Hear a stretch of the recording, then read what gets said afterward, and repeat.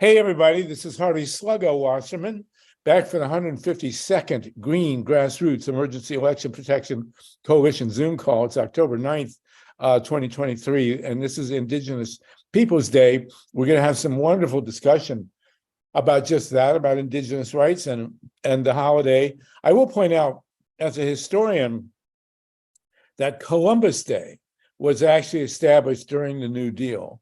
And it, Columbus has become quite a villain, justifiably so, in our historiography. But the Columbus Day was originally set up basically to honor Italian Americans who were being badly mistreated. They were kind of the people of color at the top. And it was a very effective and important way of acknowledging Italian Americans, and now we are making the shift. Joe Biden, I believe, is the first president to officially acknowledge this as Indigenous Peoples Day. So we're going to spend much of the first hour talking with some great Indigenous activists and about the nature of the holiday. And in the second hour, we're going to go in to labor issues, and we may have Steve Donziger with us, the great activist lawyer, talk again about Indigenous issues in South America. So as always, we have a really full boat. We will have a report from Ohio as well on a uranium facility going on down there. Very, very important report from Pat Morita in Columbus. As usual, we are loaded to the gills. We're starting with 33 people. It's great to have everybody on with us. Kat Kramer, we were talking with you very briefly about your upcoming film festival. We did see SAN ONOFRE Syndrome last night, MYLA and I, in downtown Los Angeles, and that film will be available online. We have LIBBE HALEVY with us. LIBBE, can you tell us about putting SAN ONOFRE Syndrome coming available online for everybody? And then we're going to go to ANDREA MILLER to introduce our Indigenous section, and ANDREA is part Cherokee. So go ahead, LIBBE, please. Hi, Harvey, and thanks for inviting me on. The film SAN ONOFRE Syndrome is just about perfect when it comes to telling the story of SAN ONOFRE, both how the activists got it shut down and then the battle since that time dealing with the waste. And it won I believe the official title is the Grand Jury Award for Best Documentary for the Awareness Film Festival that was announced last night. What is taking place as of this Sunday is a live stream of the film. I believe it will be good for 24 to 48 hours, but it will be starting this Sunday. And it's available. There are links up. I will send the link. I will post it in the chat for you to be able to go. But that is only the first time it's going to be available, because last night was the world premiere. What's going to be happening from this point forward is it's looking for places for screenings, for groups to take it on, and for any group that is involved in or close to a battle dealing with a nuclear site. This film includes not only the information about SAN ONOFRE, but it's virtually a primer as to how activists moved forward and how the steps that they took added up to initially the closure and then what followed after that. So I encourage you to do so. Harvey, I will set you up with the link. I'll post it in the chat for where people can actually purchase the tickets. And LIBBE, to do justice, you are a great author. You were present. I wish you had been president. You were present at 3 Mile Island in 1979. I went in 1980, and you have a wonderful book out called. Well, what is your book called? Yes, I Glow in the Dark: 1 Mile from 3 Mile Island to Fukushima and Nuclear Hotseat.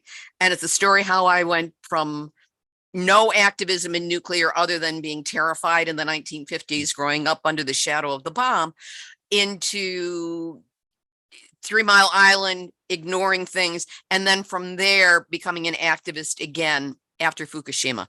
And the show, nuclearhotseat.com is where the show is. I invite anybody to go there, sign up for it. It's free every week. There are more than 600 episodes. It's been going. It's in its 13th year now.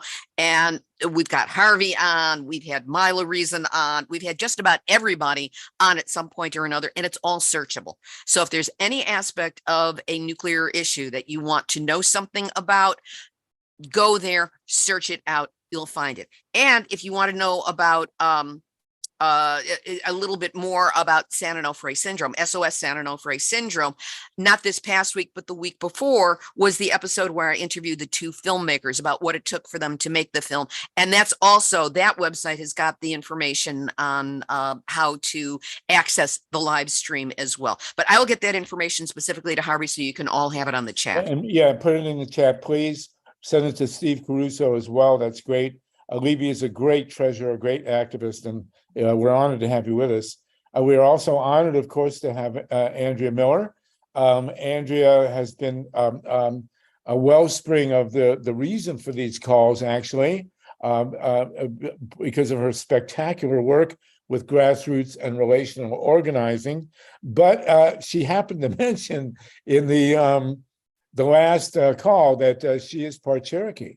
And we also have TATANKA BRICCA with us, who works with the Lakota, and he'll, in honor of Indigenous Peoples Day, he will present as well. And we have a couple other great guests from the Indigenous community to join us. So, Andrea, 5 or 10 minutes.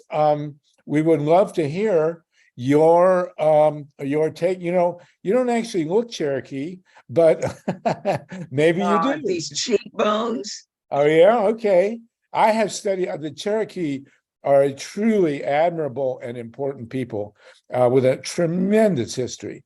And actually, of all the indigenous identified tribes or nations left in the United States, the Cherokee are by far the biggest. Generally listed at around 800,000 between Oklahoma and the Alleghenies. So we have 44 people with us to start. A very good turnout for an Indigenous Day, a holiday. Andrea, tell us all about being Cherokee. I'm going to do a tiny bit of history, part of what makes Cherokee folks such interesting people.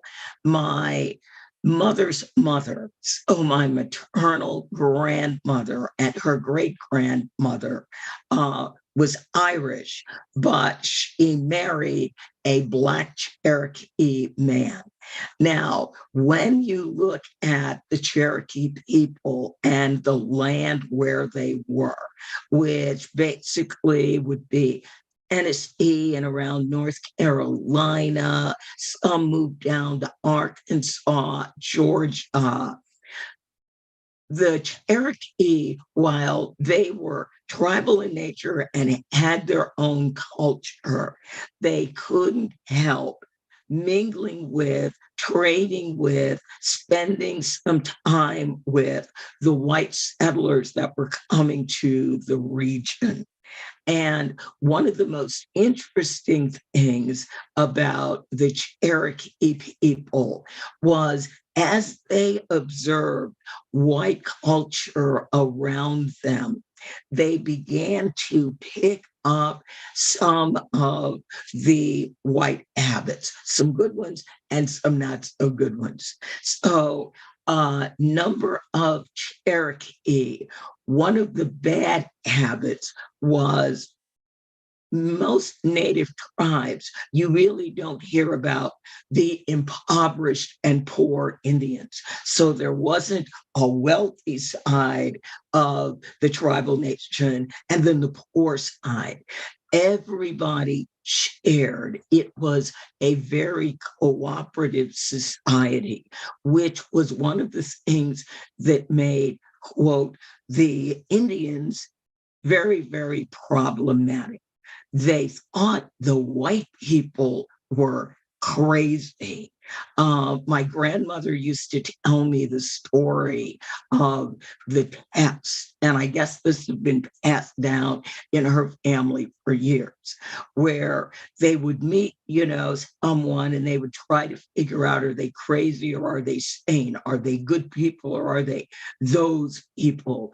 And they would say, Brave goes out and he kills 2 buffaloes, but he's very young and he only has a small family. He only will be able to eat 1 buffalo. What does he do with the other one? And for the people that were crazy, they would say, oh, he keeps both buffalo for himself. And they were like, well, that doesn't make any sense. You just share it with everybody. And that was their sanity test. Are we dealing with a sane, one of these newcomers, or is it one of the crazy ones who wants to waste food, not be neighborly, and help other people? And remember, the trading companies, the capitalists that arrived were very, very threatened by people who simply wanted to share everything and not become rich. So as some became more like the white settlers who were coming into their land and became rich, those Cherokee became slaveholders. And that is one of the reasons why we have Black Cherokee. But generally speaking, because of the tribal society where everyone had grown up, it wasn't, and again, this is according to my great-great-grandmother, it wasn't like being owned by a white plantation owner. For the Cherokee, this was someone who helped with the work, so they didn't have to do the work. And it was a very different kind of relationship. And when they went on the Trail of Tears, some of the folks who had been slaves and technically had been and were not yet free chose to go with the Cherokee, and they identified as Black Cherokee. Anyway, that's the story that my grandmother told me, passed down from her mother. Fantastic. Fantastic. Well, the Cherokee story is quite amazing. They were one of the so-called civilized tribes. And Thomas Jefferson challenged them to adopt the white man's ways. And they were a little too good at it. They set up a government. They had lumber mills. They had a state capital. They had a newspaper. They had a written constitution. And when Andrew Jackson tried to move them out in the late 1820s and early 1830s, they actually sued for statehood. And the Chief Justice, John Marshall, who, by the way, was Thomas Jefferson's cousin, said, well, you can't have statehood, but you do have sovereignty. In other words, you can't be a state. And the reason he used was that the Constitution says you can't carve a state out of existing states. And they were basically in North Carolina, South Carolina, Georgia, and Tennessee, right? Where were you, where did you grow up, Andrea? Well, I grew up in Chicago, but my mother's ancestors, as it were, they were from Tennessee. Oh, okay, yeah, Tennessee also. So John Marshall said, he said basically you can't be a state, but you can have casinos, because the decision turning down statehood granted them sovereignty, which the tribes then turned around to say, well, if we have sovereignty, we can have casinos, and they did, and that's why they exist. And so Jackson drove them out to Oklahoma, and about 13,000 About a quarter of them died. That was the Trail of Tears. But you know, they took over Oklahoma and had a whole civilization there, and still do. So there you go. Andrea, it's really great to have you on with us. Very, very. Is there anything else you want to say about Indigenous Peoples Day? No, I am very, very pleased that we now have a holiday where for so much of history, it was what could people do to make us disappear? And we always had the adage, well, yeah, but you know, Indians, the red men, people, they're just, you know, something above the animals living here. And when you look at some of the dwellings of the Cherokee, the original dwellings, there was no glass, so they didn't have windows. But when you look at the original dwellings, it's like, you know, if that thing had windows, I'd live in it. Right. Well, the Cherokee were phenomenally advanced, like the Iroquois. And, you know, the guys, they had them leave in part because gold was found in the hills. And even more valuable than the gold actually was the trees that were being, you know, the timber. And so Jackson, liar that he was, Andrew Jackson enlisted the Cherokee to fight for him against the southern tribes, the more southern tribes, Choctaw, Chickasaw, and promised them that he would, you know, care for them. And then he immediately broke his promise and treated them just like the tribes that he had defeated. He's a horrible man, Andrew Jackson. Terrible guy. Yes. Okay. Yes. Yes. Harvey and Andrea. Does it remind you of anybody? Excuse me. I want to say hello to Andrea and Harvey, and welcome ANNA RONDON, who's been here for a few minutes. And she is a project director with the New Mexico Social Justice and Equity Institute. And I'm getting some feedback. Is she? I don't see her in the. Oh, well, she is. Yeah, yes, there she is. Yeah. I just unmuted her, I hope. We also have Pat Morita from Ohio. Pat, we are going to I looked at your fabulous slideshow. We are going to want to talk about the weapons complex in Southern Ohio. And MYLA's going to bring us another guest. Ruth Strauss, did you want to ask a question real quick before we? Yeah, I just, a quick statement. I grew up in Alabama, and Andrea, you know, as racist as that place is, the Cherokee were lauded in our, you know, like 6th grade history books, you know, go figure. It was just kind of interesting. But the one thing I wanted to ask you is, I had this panic today that I needed to be phone banking with Center for Common Ground. And then I looked it up, and the election is in November 4th. Is there something that I need to do today, or can I procrastinate a little bit more? Well, you can procrastinate a little bit more. I'm going to drop a link in the chat. And we have phone bank training every Tuesday. And I'll put that on Tuesday from 6 p.m. to 8 p.m. And you can sign up on that link. We also have training on Wednesday from 5:30 to 7:30 p.m. And that will go on until November. Thank you. Thanks. And thank you for that. Randolph Shannon very astutely in the chat pointed out that when John Marshall's excuse for not giving the Cherokee statehood was that the Constitution says you can't create a state out of an existing state. But in the Civil War, Abraham Lincoln, lawyer that he was, found a way to make West Virginia a state gouged out of Virginia. So, you know, somehow the law didn't apply. Although he did have the slight excuse that there was a civil war going on, but at any rate, that we should try again. I think the Cherokee should try again to get statehood. That would be great.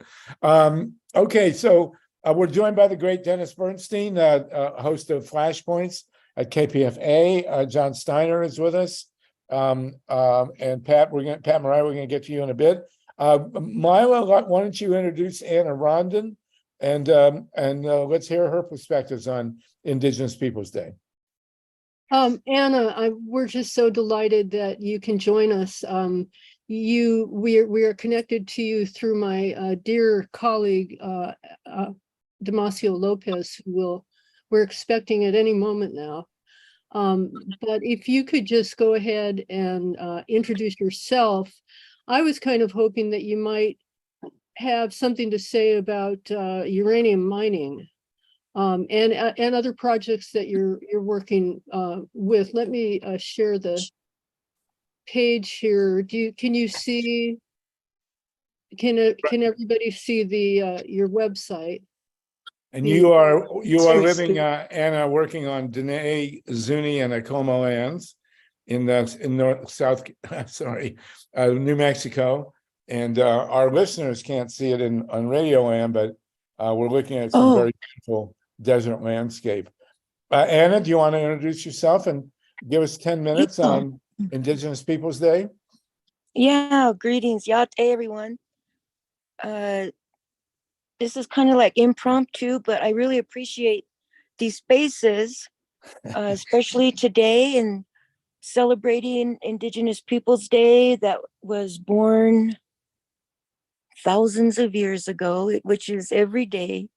All of us are Indigenous. I just learned that before people started popping over here from the other side, they were victimized as well by Christianity. And what you're talking about earlier is a great conversation on why all these motherfucking so-called justices don't do justice is because of the doctrine of discovery. And that still plagues us today as a license to kill people that were natural with the world and with the universe. So in learning that, now I know why folks that came from over there are so fucked up, is because they were, Christianized for 2,000 years before us. So now real quick, this is going to be a radio broadcast, so we're going to try to keep some of those. But I second those emotions. No, I second those emotions. Okay, go ahead. Thank you. Okay, I always tell my kids, don't say the F-bomb, but here I go. But anyway, so the doctrine of discovery, I know that the Pope repudiated, which means they stepped away from it, but they didn't denounce it.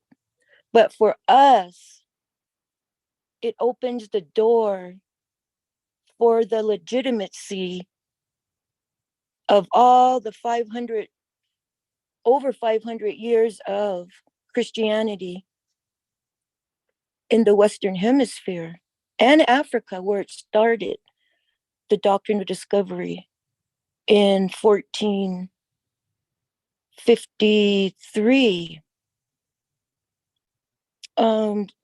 And so knowing that, we have to know the history, everyone's history. That way, no one can say, you're not going to, you can't be like us, so we're going to teach you through boarding school. And now we know what that has done in unearthing of our babies, of the bodies of our children that are still being discovered. So truth is really powerful, especially in the spiritual realm, where we've been fighting this battle of spiritual war beyond us. But that's why we're here, is to create beauty. We are creators. We can help others live in a better way of life.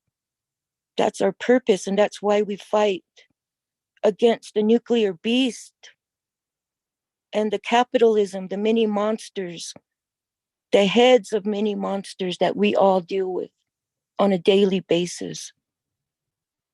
It's time that we are not victimized as Indigenous peoples. We thrive today. We thrive around the world.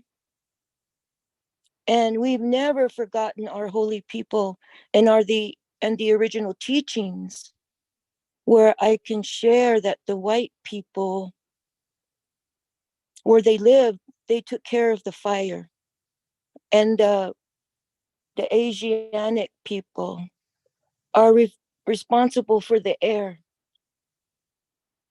And the African American people are responsible for the water. Indigenous peoples, as you know, are responsible for the earth. Those were the original teachings. That's why I say we're all Indigenous. You cannot have that superiority complex of better than, less than. Hell no. No mofo way. You know what I'm saying? You got No it. more. You got it. We're equal. We're equal. There's no Olympics and having who was the most tortured, the most genocide. We all know the truth. Now is time to teaching our next generations and the ones now. Well, thank you The for that. beauty. So anyway, no nukes, No no nukes. nukie, as my kids used to say at the Laguna Indigenous Uranium Forum, they would say, no more nukie. But anyway, that's a different topic. But thank you. Thank you. It's wonderful to have you with us. We really appreciate it. And the historian in me can't resist pointing out the practice of scalping, which was blamed on the Indigenous by the white settlers here, actually was used by Oliver Cromwell in Ireland and Scotland when the Puritans took over England and conquered Ireland and Scotland. They scalped the local people, and the Dutch traders may have been the ones who introduced it to North America. It was not, scalping was not an indigenous practice. So I did want to point that out, please. Let's go to TATANKA BRICCA. And then we'll go to Pat Morita to tell us about the situation in Southern Ohio with the uranium there, because it's so relevant to the indigenous disasters in New Mexico. At TATANKA, you embody both the Italian and the indigenous aspects of this day. We have 61 people waiting to hear your wisdom. So you give us 5 or 10 minutes, it'd be great. Yeah, I'll probably end up taking 10 because I want to talk a little about Leonard Peltier as well. Oh, yes, Leonard Peltier. Yeah, I have European heritage of Italian and Dutch and Scotch, and I have some Nez Perce through my grandfather, my mom's dad. I'll tell you about that in a bit. But I was in brief contact with Chase Iron Eyes on Pine Ridge earlier today, and did invite him to come on board if he could. Very busy day for him. They're doing their own ceremony. So he sends his greetings. I think he was on here, Harvey, about a couple years ago. I invited him on. He was. Thanks to you. Appreciate it. Yeah, he's looking forward to getting back. So we will schedule that. There's a lot he has to say about what's happening, but he sends his blessings. And I would just like to, just for a moment, all of us take a breath and acknowledge that we all live on stolen land from wherever we're zooming in on Turtle Island. And that I'll say a few words just of invocation. Creator, this is Buffalo Waves in the Breeze, TATANKA, here with our circle, with our GREEP group, whatever we call ourselves now, working on these issues to heal with Mother Earth. And I want to acknowledge also the sky beings among us. Most of our tribes here on Turtle Island also have stories about coming here from different star systems. And as we know, these beings are among us. And so in addition to our consciousness allowing for, as Anna was speaking so eloquently earlier, we're all equal with everyone who is claiming their Earth origin. There are many of us that do claim a star origin as well. And so that's a topic for another time, but we're part of a larger neighborhood here. And so we ask for your wisdom in helping us make this transition, that we're not alone, and there are others among us, some of whom are willing to help us.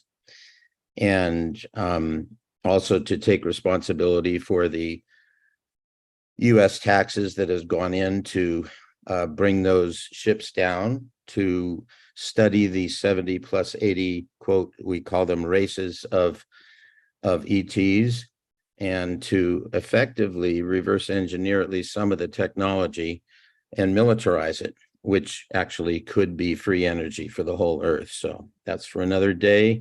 We ask your guidance on that. And in addition to the 4 directions, I'll do very quickly in our ways with Sun Bear. We call in the powers of the North and the place of the air, the place of the animals, and the receiving energy, that incredible receiving power that animals give us. Welcome, powers of the North. We bring in and call in the powers of the South, the place of the plant world and the waters and our emotions, emotions, energy and motion. And we're here to script a new narrative of what human family can do here. So we call on the sacred plants and the sacred waters to help us with that.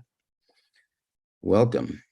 We call on the powers of the West, the place of Mother Earth, Idaho, sun come down the mountain, the place where holding and transforming energy happens, the place of death and change, and all the healing that we need to do with the mineral world. Keep it in the ground. Welcome, powers of the West. And I call in the powers of the East, Grandfather's Sun, who shines down on Grandmother Earth every day. And the Creator kept that star, 193 million miles away from us for good reasons, so that we could enjoy life here. So let's not get too quick to try to recreate that technology and blow ourselves up. Welcome this human world where we determining energy, we determine with our free will. Welcome, powers of the East. And I call on the powers of the center of this gathering, the place between the as above and so below, the place of the catalyzing energy of the void, of the not yet. It's a sacred place to be at home with not yet. And we acknowledge that there is a super saturated solution full of hate and fear that is ready to break. And we don't know what incident it will take, but we are the people, and the people will rise around any particular incident and know our power. And this future that seems so dismal will open ways for us to survive yet another day, and perhaps 7 and 7 times 7 times 7 generations. Aho, Omatakias, and all my relations. Thank you. Do I have a minute left? Yes, a minute. Yes, indeed. And you have 63 people on board. So give us another minute, please. And then we're going to. Hey, I just want to bring, I think we all know who Leonard Peltier is. I just want to bring, yes. I want to bring in some, I had to look this up because I remember the journalist that interviewed him, some things he said about himself that I think are important. It was Kevin McKiernan, who was in Pine Ridge. I've been on Pine Ridge twice. So he asked him,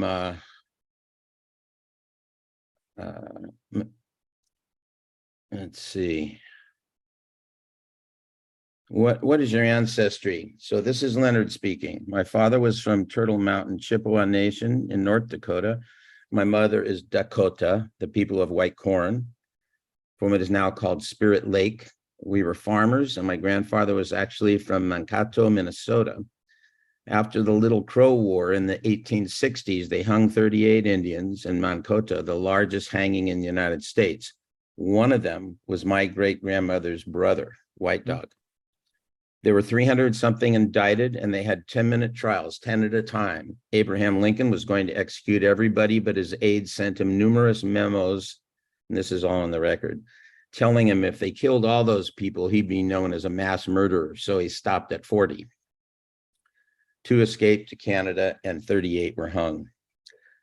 And he was asked, did you know all this history when you grew up? Yes, I used to sit around and listen to my elders talking. I was born in 1944, and I grew up in apartheid conditions. A candy bar was a rarity, and meat in the table wasn't a regular thing. We had to have a written pass to leave the reservation, even to go shopping or bordering towns. The media was doing major articles calling us the vanishing American Indians. And by 1985, the quote, Termination Act was going to be completed and we would no longer exist. They were implementing the assimilation policies to take the Indian out of being Indian through the boarding schools, which have a horrific history. I was in one of those schools from 9 to 13 years old. And then he talks about the everything, you know, his whole trial. The woman who said she identified him, of course, recounted her testimony, said she was pressured.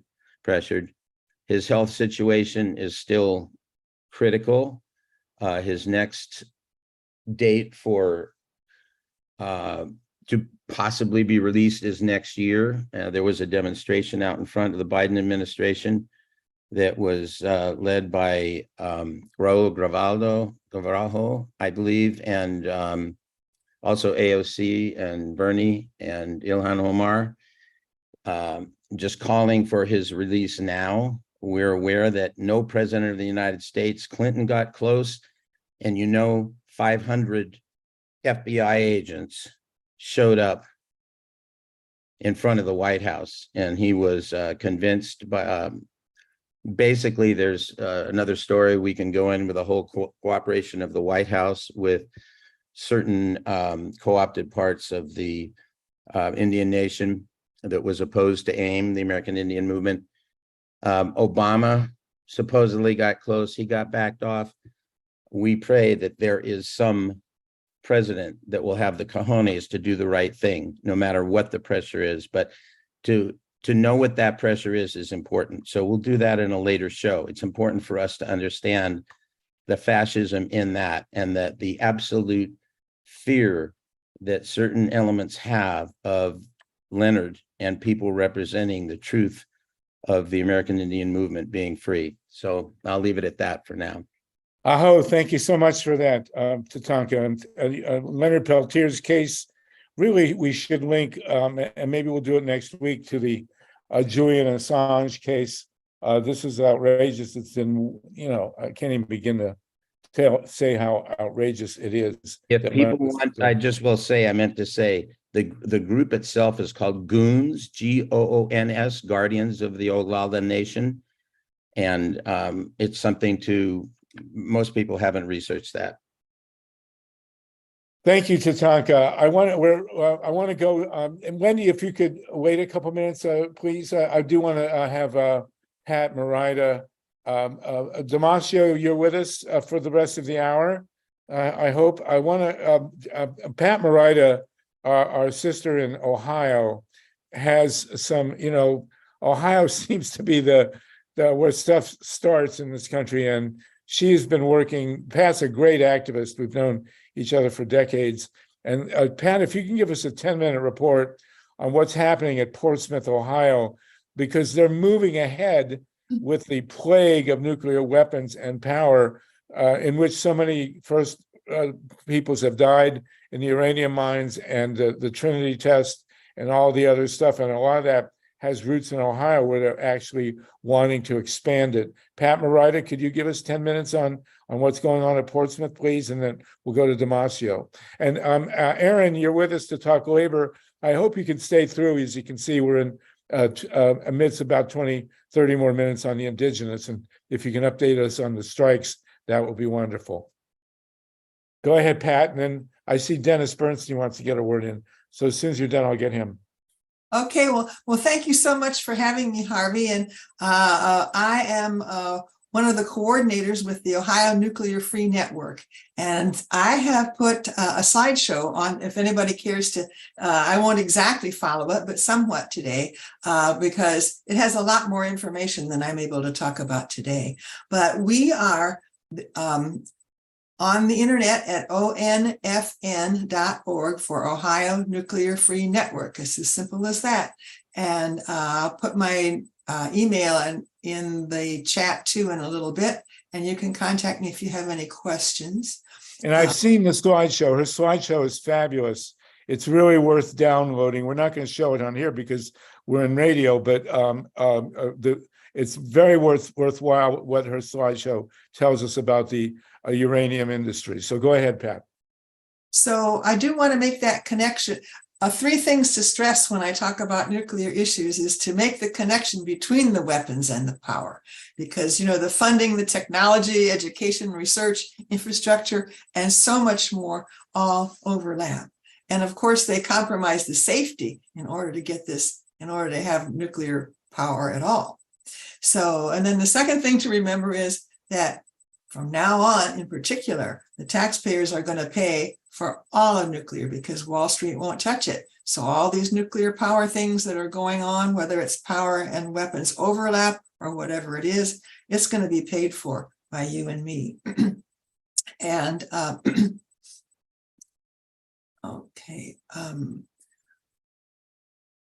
So at Portsmouth, we have the enrichment facility, and they're now talking about expanding it, even while they're talking about cleaning it up. Is that right?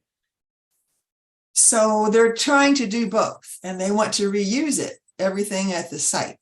So the third thing I want to talk about is like countering the big lie, because we've all heard that nuclear power produces no carbon and zero emissions. So in connection particularly with the Native Americans, we have on our website as well, all about the front end of nuclear power, which is most of you probably understand, but the American public really doesn't, is the uranium mining and milling and enrichment, which is what goes on at Piketon at the Portsmouth nuclear site that I'm going to talk about.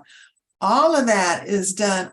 The mining and the milling is done on Native American land, and they've done it on land that has been supposedly, you know, given to these people for the homeland, and yet they've been tricked in one way or another into getting these mines and mills on their land. And then the middle part, the new reactors, they're completely subsidized, and then there's a lot of energy that goes into making a new reactor. So that's not carbon free. And how much carbon and how much energy is going to be used to try to isolate the waste for, you know, the next however million years or so. And on our website, we do have a whole list of a whole lot of, on the slideshow too, a number of industries in the front end. So down at the Portsmouth nuclear site. And then you've been asked, where is it? Portsmouth is at the bottom of Ohio. If you look at a map of Ohio, the protrusion on the bottom, where along the Ohio River, that is Portsmouth, Ohio, and the next county up is Piketon, where these facilities are. So go ahead. Yeah, and so Piketon, Ohio is actually the site of it, as Harvey has said, and they have an acronym for it called PORTS. So I sometimes refer to it as PORTS, and sometimes people refer to it as Piketon. So it gets really confusing really quickly. But for these purposes, we'll talk about Portsmouth and PORTS. So the site's nearly 4,000 acres. Of the original plant for uranium enrichment used as much electricity as the city of New York. It covered, the buildings themselves covered over 100 acres. And the worst thing that happened there, besides just enriching the uranium, was that they brought in high-level radioactive waste, and they ran it through all the process buildings. So the entire site is contaminated with transuranics, plutonium, and americium, and particularly a lot of technetium. And now all of that is, of course, going off of the site, even more so as they dismantle it. So Okay.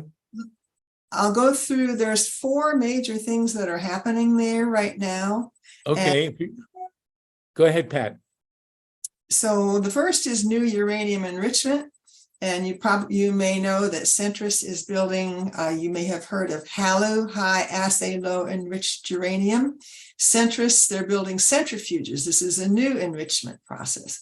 And enrichment increases the amount of fissionable or explodable, I guess you could say, uranium in there in order to make a bomb. So this is going to make up to 25%. That alone could make a dirty bomb. They are saying that it's 19.75% that they're going to actually have. That's way too, I want to say, way too precise a figure. But the reason they're saying 19.75% is because at 20%, it cannot be exported. And they want to export this around, and they want to get other countries involved in making building nuclear power so that the United States can get them to be allies. And this HALEV fuel is also proposed for small battlefield reactors, if y'all can believe that. And they did this, the NRC, the Nuclear Regulatory Commission, okayed this new process without doing the required environmental impact statement. So our organization took them to court about this, but we lost that. And the second thing that's going on there is a new depleted uranium process. Now, depleted uranium is what's left over from uranium enrichment. It has less fissionable uranium, but it's just as radioactive. So, well, now, instead of being waste, of course, it's useful because it's going to be used in nuclear weapons. And that can be used, it's not bombs, but it's shells and tanks. And you may have heard about this depleted uranium being used in places like Iraq and Afghanistan and the former Yugoslavia. And now these weapons are being used in Ukraine by the US and UK, and quite likely by Russia as well. Okay. And so then this is a little more on the speculative side because it depends on whether they get as much funding as they would really like. But 2 new reactors are proposed down there.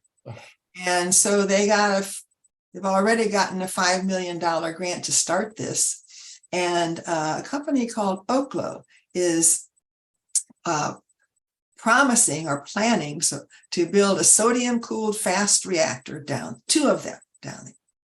And those plans, they'd like to there are plans down there for enriching uranium and fabricating uranium for the fuel. Fabricating, which is something that's never been done there, is fabricating fuel. Okay. Yeah. So, but back in 2022, the Nuclear Regulatory Commission actually denied Oklo's license application for this new reactor. So, Pat, to wrap up real quick, the Piketon Portsmouth facility right now is pretty much at the heart of the continuation of nuclear power and nuclear weapons. And Steve, could you put up that quote again? Those of you who have heard from apologists for nuclear power, and Piketon is at the center of this because Piketon has been both a military and a civilian facility and still is. And if you look at the quote here in purple, French Prime Minister Emmanuel Macron in 2020 at Le Creusot facility in France said, quote, and never forget this, because and Portsmouth, which Pat is talking about, is the epitome of this.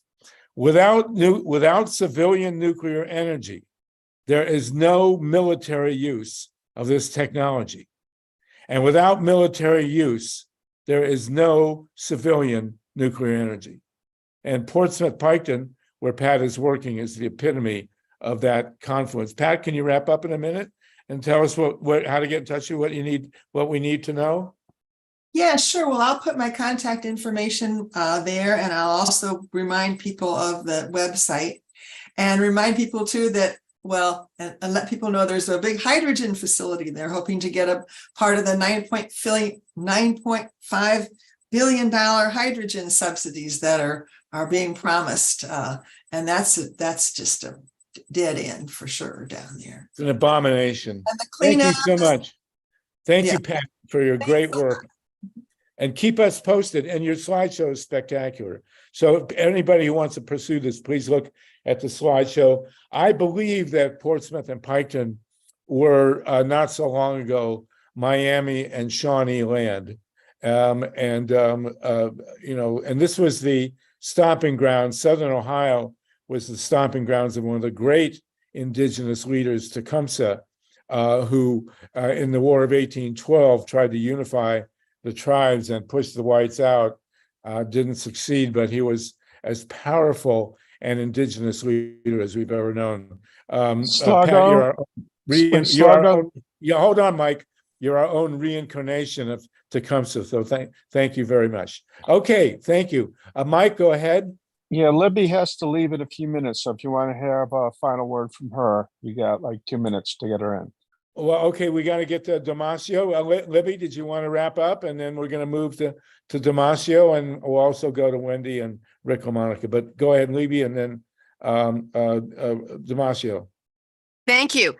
Two things. First of all, in terms of Portsmouth Piketon, this week on Nuclear Hotseat, my big interview is with Dr. Michael Ketterer, who is the person who discovered so much about the radiation that has taken place down there. And he does speak specifically about Portsmouth Piketon and some other issues as well. The other thing is that, and Damasio I know will be going into this, is that we're working together for the International Uranium Film Festival, which will be coming to the United States in 2024.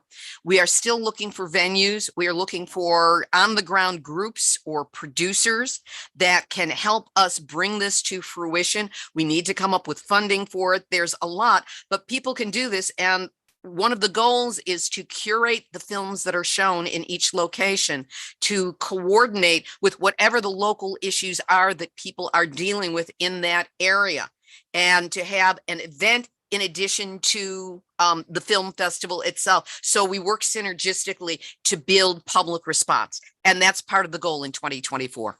Thank you so much. And I want to point out that Mary Beth Brangan has joined us, and the co-maker of the great films, SAN ONOFRE Syndrome. And I do want to get to her after we hear from Damasio. But before we do that, very quickly, Damasio, I want to introduce you to someone very important that you need to know, Dennis Bernstein. Dennis, if you can show yourself, Dennis is the great host of the Flashpoint show on KPFA in Berkeley. If we can unmute Dennis. Dennis, are you with us? Dennis Bernstein, are you not listening? I am with you. Okay, bro, let's go for it. Dennis, and meet Damasio. Hello, Dennis. Damasio. Hello, Dennis. Oh, I can't my see your video. face. okay. Oh, there you are. That's why I do radio. Dennis, I know Dennis very well. Has a great face. I love radio. It leaves a lot to the imagination. As opposed to you, Damasio, who's got a really distinctive beard. But go ahead, Dennis. Say what you got to Damasio, and then we're going to give the floor to Damasio. And then Jim and Mary Beth are with us from the SAN ONOFRE Syndrome. But go ahead. Is it me? Yes, Dennis, please. Okay. So we're talking about Indigenous Peoples Day. By the way, we were at Alcatraz for the sunrise ceremonies this morning. And if you tune into Flashpoints at 5 Pacific, you can hear some of the things that were going on as Alcatraz once again was freed by the indigenous communities. A number of the indigenous people, Indian people that I've been working with, particularly in the last 48 hours, have their eyes focused on what's going on in the Middle East and what's going on in the indigenous communities there, the indigenous communities of Palestine. I'm not going to get into the whole politic of it, but I'm just going to say there's already been one slaughter, but there's a big one about to happen. And the Palestinian people, once again, are going to be slaughtered. And the world is not going to be watching. I'm very worried about what has already happened, the extraordinary suffering that's already occurred as a result of the fact that in 1948, after a bunch of fascist Europeans tried to wipe out the Jews, the West decided that the Jews needed a place. And so what they would do is they would get rid of move over the Palestinians and give the Jews most of Palestine. And it's been an extraordinary problem ever since. And the suffering in the Palestinian community is about to go tenfold. So I want to say in Indigenous Peoples Day that Palestinians belong in Palestine, and they don't need to be ethnically cleansed because of a maniac action and because of the horrific stuff that has been carried out in the last couple of days. That's what I have to say about Indigenous Peoples Day. Our hearts are certainly with the people of that region, and God help us all. It's to have that going on at the same time as the nightmare in Ukraine. You wonder if the theory of evolution actually applies to our species. But thank you very much for that, Dennis. Damasio has been waiting. Damasio, we've got 65 people with us, and that if you can give us 10 minutes, we're definitely going to go into the second hour here. I want to thank Aaron from the labor movement. We do want to talk in the second hour about labor and the incredible uprising of strikes going on in this country now. It's truly amazing. But we are going to slip into the second hour. We have Dorothy Reich with us, Wendy, Rick, Monica. But you're the man right now, Damasio. Do you want to be introduced by MYLA RESON? MYLA, did you want to say a couple quick words about Damasio, or you just want to rock and roll? Oh, sure. Well, let me just say that I'm so pleased to have reconnected with Damasio. I first learned about uranium weapons. We were calling them depleted uranium weapons at the time, way back in the 1990s. And Damasio and I traveled to Mexico with Pia Gallegos to try to warn the Mexican legislature about the waste isolation pilot plant, which is a dump for plutonium contaminated nuclear weapons waste, that opened in 1999 and failed 9,985 years ahead of schedule when on Valentine's Day in 2014, plutonium was sent up through the shafts from the burial site a quarter of a mile below the surface and propelled into the accessible environment. The amount of plutonium contamination was never tracked. Anyway, I'm really pleased to see you with us here, Damasio. And I know there's much more to say about you, but I just want to say thank you so much for being with us. Thank you, Damasio. We're glad to have you with us, and please go ahead. Okay, MYLA, I haven't seen you in probably 20, 25 years. A few years ago, I thought maybe I had already done all my work on this depleted uranium issue, and I run off to Costa Rica for 17 years and got lost. And I just came back in the last 3 or 4 years and just recently the Ukraine war broke out, and then I thought, well, I need to get back in shape here and take on this issue, and I can't just leave it alone. And what happened was Norberg Schuschnigg from Brazil, who is the Secretary General of, well, he's the director of the International Uranium Film Festival. I saw him about 4 months ago in Brazil. I went to their annual Uranium Film Festival there. And while I was there, we talked about doing a tour here in the United States, a film tour. I had done this before back in 2013, but I just went to 3 different sites. And then I had also had a tour in where I was the guy who was a host in Brazil. I went through about 7, 8 cities. But anyway, I've done this kind of work before. And so when I saw him a few months ago, he said he wanted to have this tour here in the United States. And I thought about it, and I went ahead and committed myself. And I told him I would help him. And he appointed me as Southwest Uranium Film Festival Director of the United States, and take that very seriously. And what I did is I went to work right away. And this was about 3 months ago, and I started thinking about the plans and how I was going to go about it, and what cities we want to have on this tour. We're talking about a tour where we take films to different communities and show these films, and we try to find people in those communities, in those areas, who are filmmakers. So we don't just go looking for the top filmmakers around. And even though we have more than 300 films in our library, we look for films that are made locally.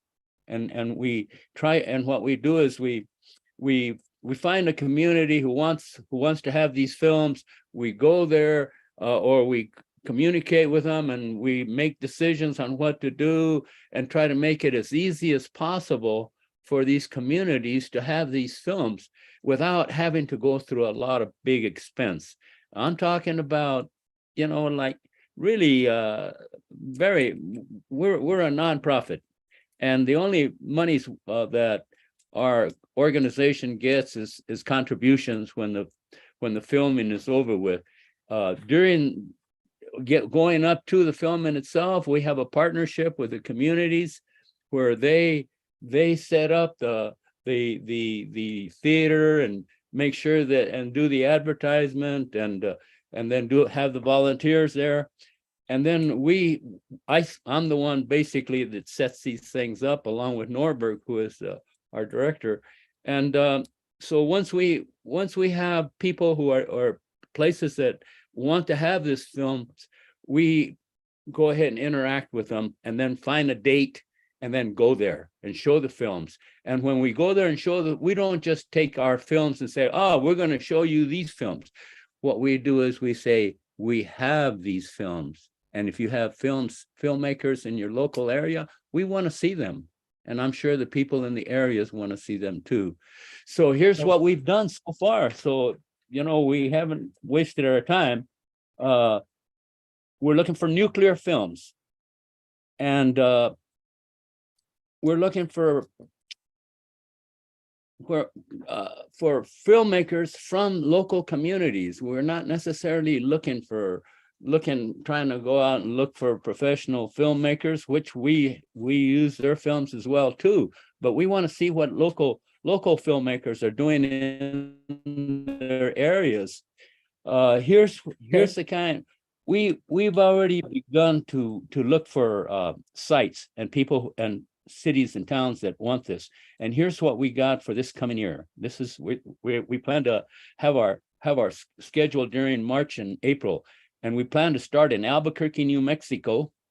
And these are not solid, but we have already made contacts with people in these communities. They say they want the film, and right now we're negotiating with them to get these films there and get the dates. But here's a list that I have as of today.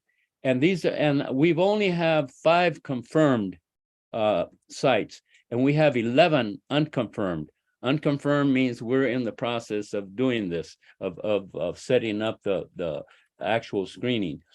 We start and these dates and places that I'm going to mention aren't necessarily done already. These are Okay. things we're working on. I can tell you the ones where we have 5 confirmed, but we start in Albuquerque, that's confirmed. Albuquerque in March 5-6, Window Rock in March 9-10, that's confirmed.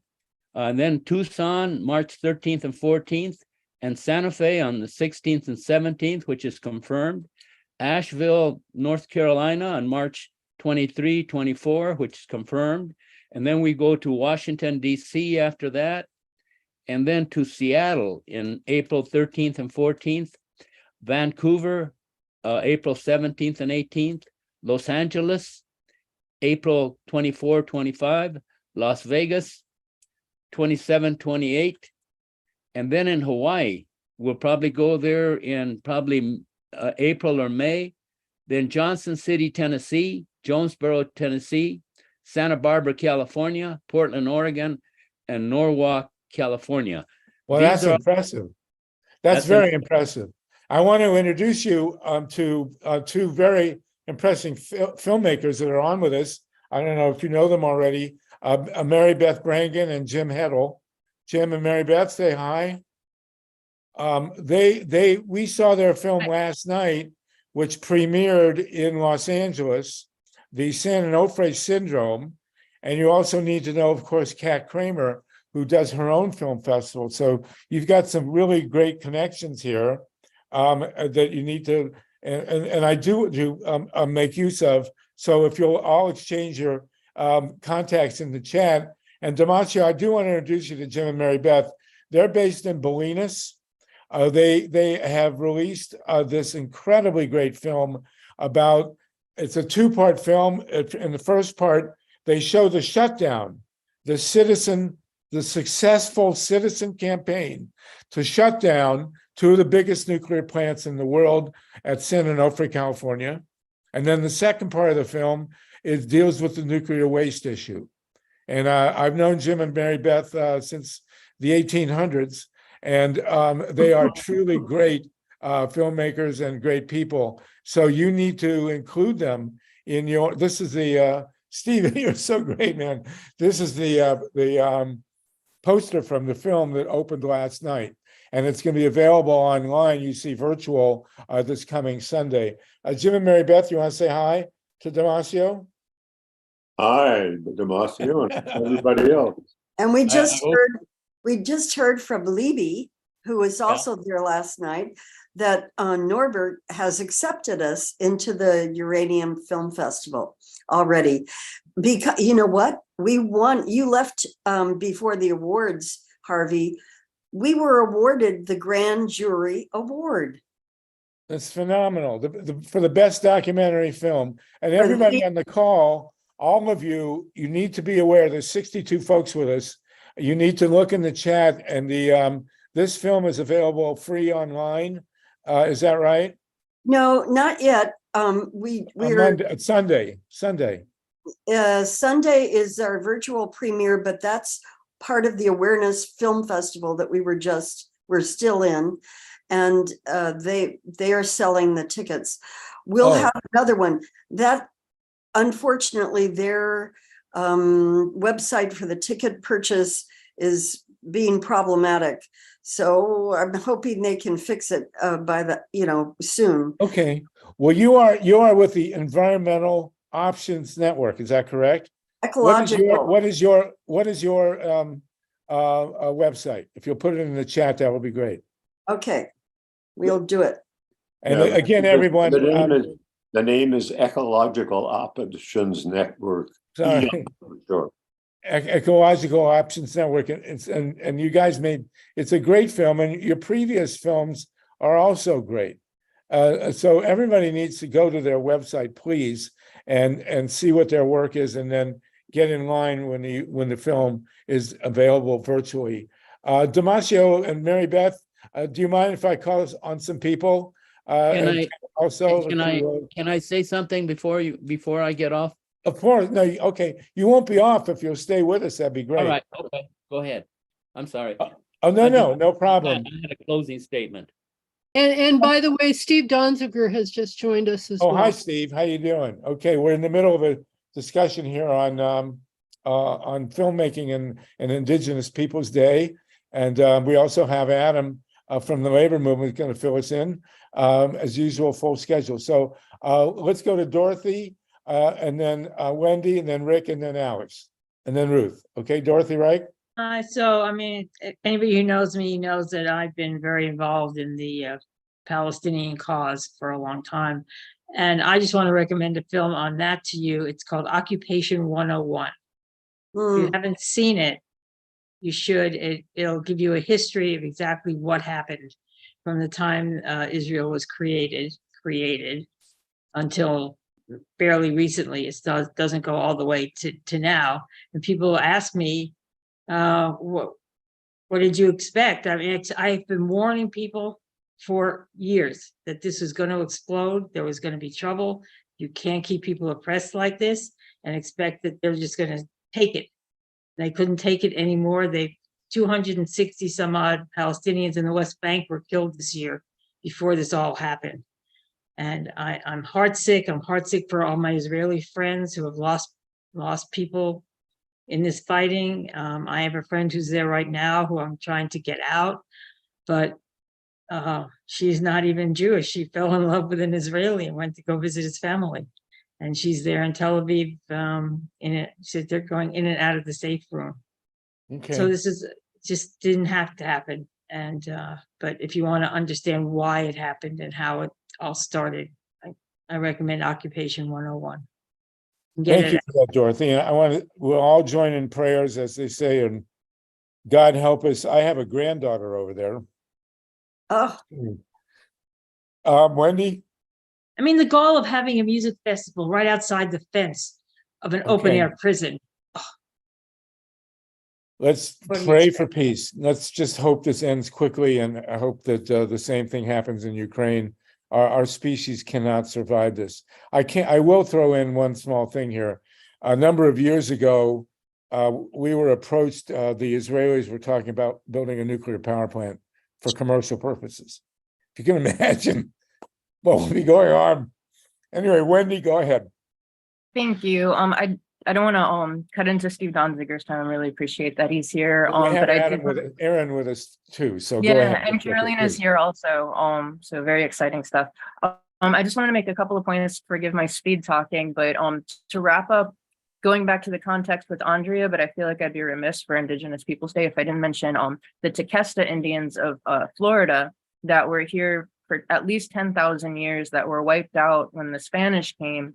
And just the fact that it's just completely covered up, and it makes you wonder, like, what they were, why don't they talk about this? They were here for 10,000 years in a very inhospitable land. What happened with them? You mentioned the Choctaw Indians earlier, or natives, I should say. And they actually fled the South during that occupation and became the Seminole Indians. And a lot of escaped slaves came down and teamed up with the Seminoles. And there was just a lot of mixing and community and culture. And I found out recently there was an underwater railroad for escaped slaves to come through, team up with the natives, and then take boats over to the Bahamas. And I find as well about the author of the very first document of white people calling on the emancipation of slaves came from Francis Pastorius, who is the founder of Germantown, and actually the direct lineage of Jaco Pastorius, the bass player.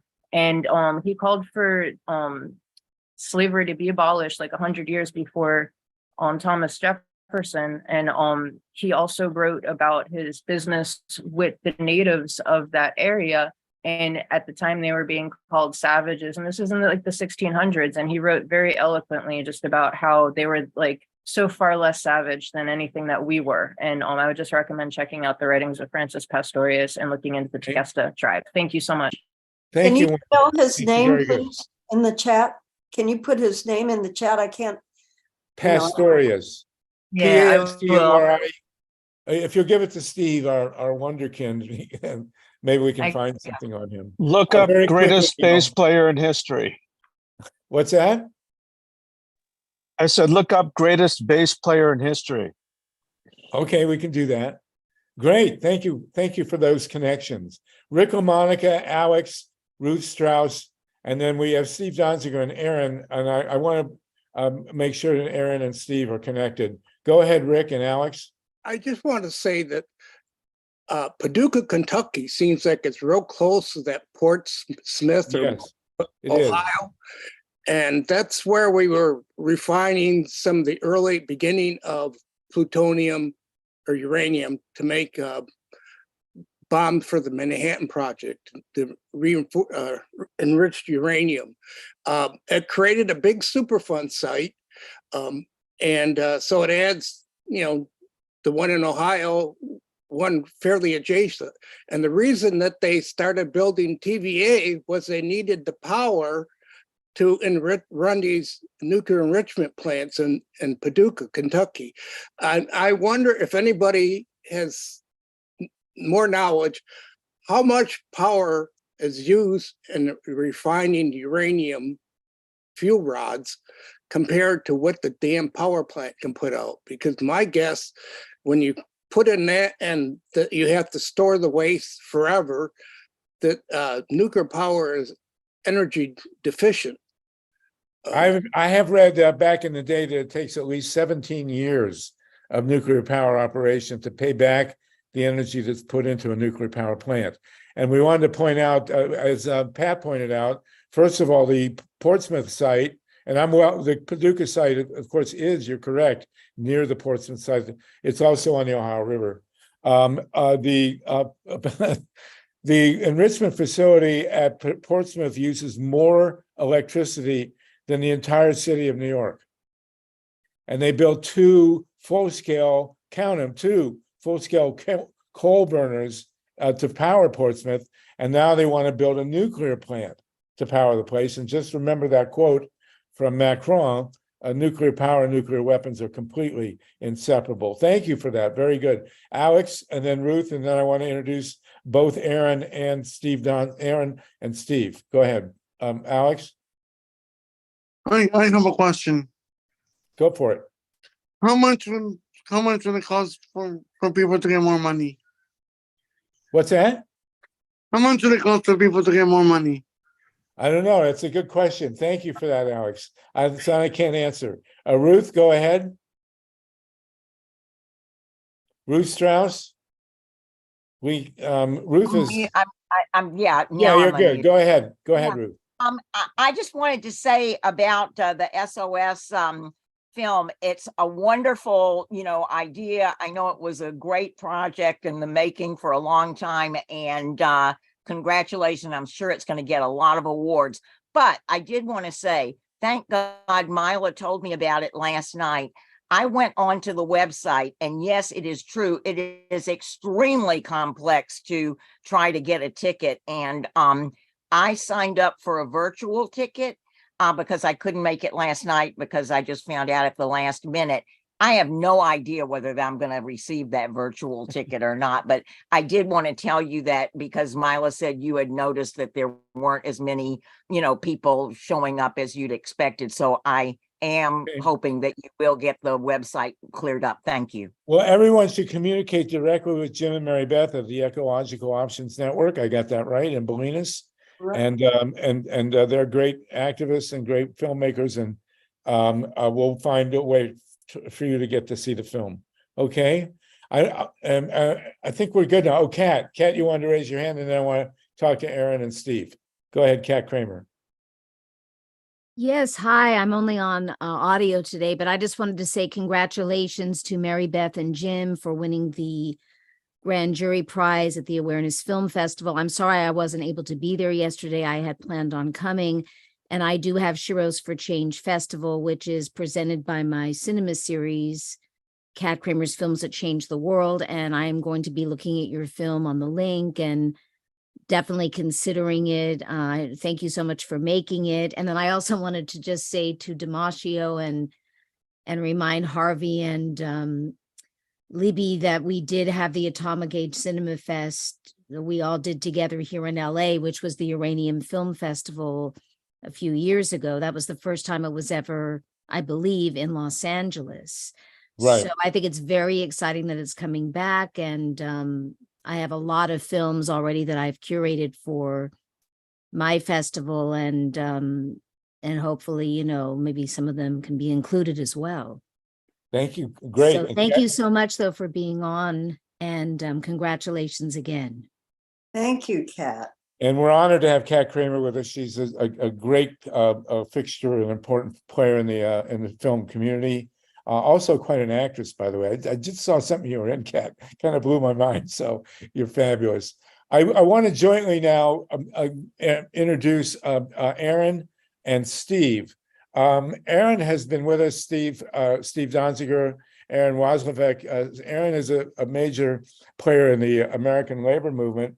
And I wanted, Steve, if you can listen to a 10-minute presentation from Aaron, and then segue your presentation in with what's happening with American labor now. That would be a great thing. Aaron's a terrific presenter. And Aaron, where are you right now, man? I am in Rhode Island at the moment. Okay, so whoa, look at that. And Steve Donziger, of course. Steve Donziger, of course, is the legendary attorney who won the gargantuan decision for the Ecuadorian people, and now has since been assaulted by the corporate and legal system, which are, as we know, not separate. Aaron, before Steve comes on, and Steve is a big fan, I know, of organized labor. Can you give us a quick rundown of what's going on with organized labor in this country? It seems like a massive uprising, the likes of which I haven't remembered. But go ahead, give us the scoop. Well, before I get into it, I want to point something out. Brother Donziger was never afforded the opportunity to actually levy a real defense for himself, and I think that's an important point to point out when it comes to our American justice system, especially when it comes to his law license. Across the labor movement, we're seeing terrific gains. And that's because people are waking up. The AFL-CIO just reported 500,000 new members for decades. Yeah. How much? Really? That's phenomenal. I hadn't heard that. That's phenomenal. 500,000 between the 62 affiliate unions. Ah. Okay. Fantastic. That's huge. All right. UAW, making progress there. We're seeing the new international president as part of that United Change effort that other unions have tried, doing stand-up strikes and being very effective with it.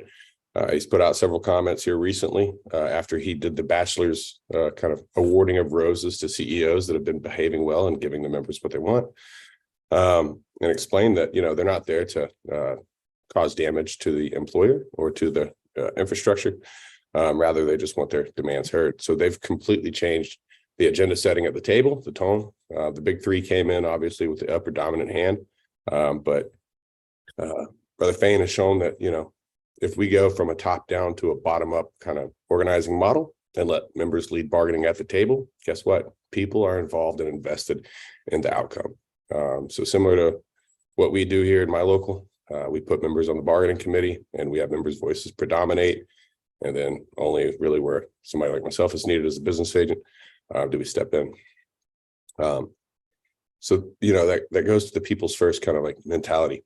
Barry Eldon actually had a really good take too on kind of the three-dimensional aspect of power that it takes to turn things around whenever you're in any given situation. But wielding power is probably one of the hardest things we've ever done in the labor movement. This is a once in a generation opportunity. It's once in a generation clawback, because actually what we're seeing is we look at it as growth right now, but we're recapturing what we've lost since World War II. And the goal here, amongst those of us that care about organizing in large numbers, is to come back in terms of millions, not just a few thousand here and there. Business unionism killed the United States of America's labor movement. It made our membership dwindle. We went to a density-driven model that, you know, for at least 2 or 3 decades was our greatest antithesis, because we left workers out in the rural areas unorganized. Nowadays, I can just say from experience, we're knocking doors in the country and we don't care. If somebody wants a fair shake, fair square on their plate, healthcare, retirement security, and all that stuff, we're going to fight for them. So up at UAW, the two major issues that are, stagnating right now at the table between the big three are healthcare retirements post-retirement, or healthcare benefits, sorry, post-retirement, and then pension benefits, which isn't surprising. My generation, I think a lot of us would be surprised, and Gen Y and millennials, to find out that it used to be the norm for employers to pay for your healthcare benefits after you retired. Who would have guessed? Right. Same with pensions. The fact that we have these special financing applications coming in from the Butch-Lewis Pay Act that are making all the critical and declining pensions solvent through 2051 is a major big deal. We all know what happened with the Central States Pension Fund and UPS doing its mass withdrawal a few years ago. People were literally getting, monthly pension checks to the amounts of $5. Some are pennies. But thanks to Uncle Joe there up at the White House and the Butch-Lewis Pay Act, they've reinvigorated the system with regulated funds that are going to be accounted for and backed by the Pension Guarantee Benefit Corporation, which is the United States government. So for the first time in a long time, the American labor movement has stepped up to the rise to challenge, and it looks like we're swinging for the fences and hitting every ball. I mean, we're batting 1,000. What we have to be careful for in organized labor is honestly being victims of our own success. And I think that's easy to say, it's hard to do. But if you look around and you look at these membership numbers in regrowth, you look at the contracts that are being negotiated, and you look at the results, it's amazing. I can tell you for myself, I took a group of valets that for over 60 years have fought for healthcare, and one negotiation session got them paid for healthcare and pensions. So it's not impossible. People just need to keep that mindset, that working class mindset of organizing. And I think that when we look back on these kind of foundational moments in the last couple of decades, we start to see that, baby boomers and our parents kind of instilled in us this protest movement kind of mentality. And then where it doesn't work out in the courtrooms, one of the things I'm fond of saying rather is we just take it to the streets, because we can always win in the streets. Right. So a lot of bosses are walking around kind of timid. The board is constantly changing its rules and regulations in our favor. We've seen a lot of recent decisions indicating that things might even sweepingly go more favorably in terms of exclusive representatives or organized unions. There should be some changes in Weingarten coming up based off of General Counsel's memo soliciting advice. Work rules, where they're not reasonably tailored, or rather narrowly tailored and reasonable, or in the least restrictive means, are now knocked out. There was a case, Teamsters versus Stericycle. If you're not familiar with Stericycle, it's a garbage ass company ran by garbage ass people. And their HR can catch these hands, because we get it every day. And at the end of the day, they've been harassing my brethren left and right. And they got NLRB'd, and now they are case law. Well, listen, Aaron, aside from having the best radio voice on the call, it's always great to have you on to ground us in the labor movement, which is absolutely essential to the progressive left in this country. And nobody knows that better than Steve Donziger. I don't know if you two guys have met. Steve, do you want to jump in here with Aaron and talk about labor, and then the Indigenous and your own court cases and where we stand? Aaron, it's great to have you with us. Put your links in the chat, please, and keep coming back. But stay with us now. Let's talk to Steve. Steve Donziger, where are you? Did I lose you? You should obviously be in touch, Aaron, with Dennis Bernstein, the host of the Flashpoint show. We don't hear enough about labor in the progressive movement. There you go. Steve, you're with us? Yeah, can you hear me? Yes, and see you. So there you go. So meet Aaron. Fabulous. Aaron, meet Steve. We bet.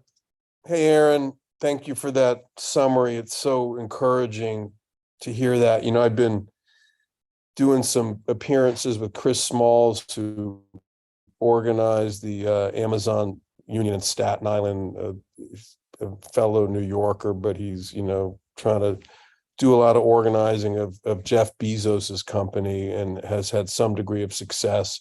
I think it's critical to combine the movements, the environmental movement, the climate justice movement, the labor movement must come together, in my opinion, if we're going to create significant real change in this country that we're all fighting for. And, what you're doing is frontline stuff. It's critical. The conflict between capital and labor. People don't want to talk about it in those terms, but it really is it's the root of everything, almost everything that goes on. Let's not avoid it.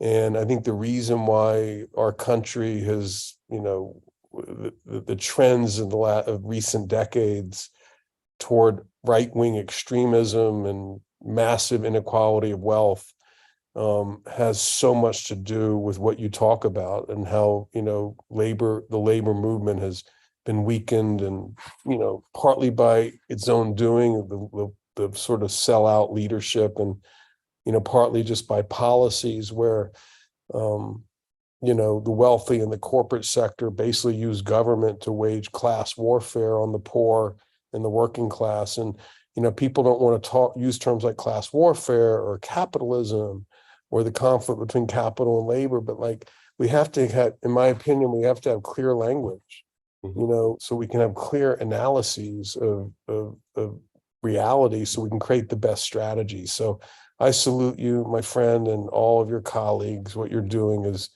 vital, vital, vital. And, when I think about my own work as a lawyer, environmental justice lawyer, someone who's fought for Indigenous peoples, for many years, peoples in the Amazon of Ecuador against Chevron, it's all connected, it really is. And we're just not going to get there unless we understand those connections and understand how to combine these movements, not just labor and environmental justice, but also criminal justice, and, the movement to reform the criminal justice system and policing, the movement for healthcare justice, for housing. It's all connected. And I think only with a stronger labor movement do really the broader movements have any hope of fundamentally changing these misalignments that we have in our country now that make us so. Can you still see me? I just got, oh yeah. Yeah. No, Steve put up some great visuals here. Okay. In any event, that's my take. And I thank you, and I look forward to meeting you in person. I want to throw in one thing that everybody should never forget this. The first people that Hitler put in the concentration camp at Dachau were the labor organizers. Mm-hmm. They were his very first target. And look at Ecuador, right? No unions, right? How easy is it to take over the working class of the local villages, and then use the very same levers of corruption and power from the government? Yeah. I mean, Steve, you're right on the money. It's the principal force by which the working class is really going to be the vocal majority, right? And we're underrepresented. Yeah. And I'll say this in the law. I mean, I'm a lawyer, although I've been disbarred without a hearing, first lawyer ever. But, we all know this, being progressives, but it bears repeating. Okay. The law is a mechanism that does not lead, it follows what happens among the people, among the street, among labor organizing, among climate justice organizing. And, in the climate justice field, we're seeing an increasing number of cases in really the last few months that are finally moving forward. Judges are moving them forward, and after being stalled for years. And it's clearly a response to organizing in the climate justice movement and in the labor movement, and a lot of lawyers are out there doing some really creative things right now in various areas. I mean, it's astounding the number of creative litigation strategies that I'm observing around the world and in the United States that are gaining traction, because judges are actually starting to understand that to save the system, they've got to give. I mean, these systems have to give more to the working class and more to communities of color and communities that have historically been completely screwed in our political system. We recognize that, in Providence, one of the things that we did was we just passed a resolution. Providence, Rhode Island is now the first climate job city in the world. That's awesome. We're focusing on clean energy, and we're doing it in tandem, right? Labor and environmental organizing, because as we all know, these organizing circles are the same people, just with different hats, right? And different organizational titles. But at the end of the day, we all run together. Well, speaking of which, the synergy also, I'm not sure if you've been on, Aaron, I know Steve has with Andrea Miller and Ray McClendon, who have pioneered the relational grassroots kind of organizing for getting out the vote in the BIPOC communities. And that kind of organizing with Steve's work and with your work really needs to synergize. And we've also, of course, been talking about making a movie about Steve and his work. We have got filmmaker, a buddy of mine, David Saltman, on that we need to connect and continue to push ahead with. So this is all really, really good. Dorothy has a hand. Dorothy, when you have a hand, we all listen. A problem we have here in California is resistance from the unions because the solar industry is not unionized. And I want to ask you, what is labor doing about organizing workers in the solar industry? Because it's a big problem here. It is. It's amazing. I will throw in, and Dorothy knows this, and Dorothy was just at Steve was just at Dorothy's house. A wonderful event. Thank you for that, Dorothy. It was really great. But in California, there are 1,800 unionized workers at the Diablo Canyon nuclear plant and 70,000 non-unionized workers in the solar industry. And guess who has more clout? So, that's a huge, as Dorothy's 100% right, we have to unionize the solar industry. Yeah, but what we're talking about is top-down versus bottom-up organizing, right? The NLRA allows both, and unfortunately, what those workers are trapped in is a contractor model. For the electrical workers specifically, it's called NECA, the National Electrical Contracting Association. So all IBEW locals have to deal with NECA, and NECA contractors obviously are the primary source of hiring hauls. What you're facing is this. It's a lack of ground game organizing with that membership base. I can tell you as an IBEW member out of Florida, we love green energy. I mean, it's work. It is work. Yeah. And so, I mean, to your point, there's a disconnect. Why would a group of workers with high amount of skills and labor value not want to work? And that's usually it's seen as a cautionary tale, right? And so if you look at the UAW just transition model to electrical vehicles and what they're trying to push throughout the entire labor movement, that's part of the answer. Well, they did it at GM, but the question is, what are we going to do about it? We can say why we can't do something about it, but that's not helpful. We have to figure out how we can do something about it because it's screwing up the whole. Yes, it's really hurting the planet. And I got to insert today, just today, a phenomenal breakthrough in the New York Times. They have a piece on the front page that Vermont, the primary utility in Vermont, recovering from the big storms, does not want to put up new power lines. They want to lease a battery to every home. Completely revolutionized the grid. And this is the utility doing it. And that stuff's got to be unionized. If we have the unions behind that with a utility, we can completely transform. And it's exactly the opposite what Gavin Newsom is doing in California. Well, look at what we did in California, right? As the Teamsters. I mean, we sent all of our trucks out there nationwide just to let Gavin know we're not too happy with it. Well, I hope they were electric trucks. Steve, did you want to jump in with that? I'm going to go to Lynn Feinerman. They weren't electric, by the way. They will be. Just give us the fine. Steve Donziger, you want to jump in here? And this is a great conversation. Thank you for bringing that up, Dorothy. I mean, that's a huge deal.